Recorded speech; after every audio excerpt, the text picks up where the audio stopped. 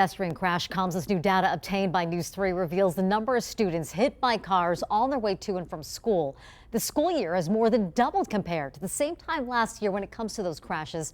Good evening, I'm Marie Mortera. News 3's Georgia Costa breaks down the new data for us and what the district believes to be the leading factors behind these crashes. Why are we still having these incidents when we should be paying full attention to the road? I see it firsthand when I'm at the crosswalk, when I go out into the street and I put my stop sign up.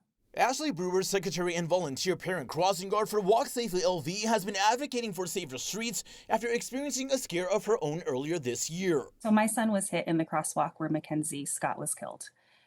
He was hit 3 weeks before she died.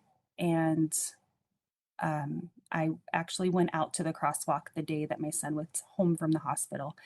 And I said, "You're looking at your new crossing guard, kids. There's not going to be another one under my watch." However, Brewer says that she received negative feedback and was asked to leave, but after hearing of Scott's death, which occurred at the very crosswalk just 3 weeks later, the call for change from a group of other parent volunteers helped spark more change, creating the Walk Safely LV chapter. Walk Safely kind of came together and decided, like, this is the best way we can protect these kids, is putting ourselves out there first. And while serving as a group of volunteer crossing guards in front of Arborview High School since the start of the 2025 school year, the 108 reported crashes involving juvenile pedestrians between August 11th through October 9th has drastically increased from the 41 reported incidents across the districts compared to the same time last school year. Now, according to the school district, better reporting from responding agencies, a 35% increase in e-bike and e-scooter incidents, and an overall increase in distracted pedestrians, which they say has been the cause of half of the reported crashes, have all been leading factors to this year's drastic increase.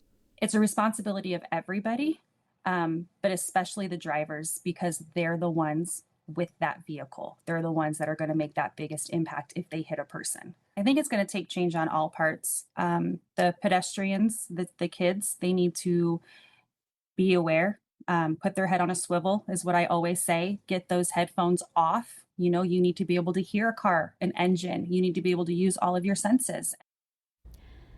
Of the 108 kids hit, the district says 50 of them were high school students, 30 middle school students, and 23 elementary school students. The remaining 5 were listed as non-students. Speeding remains a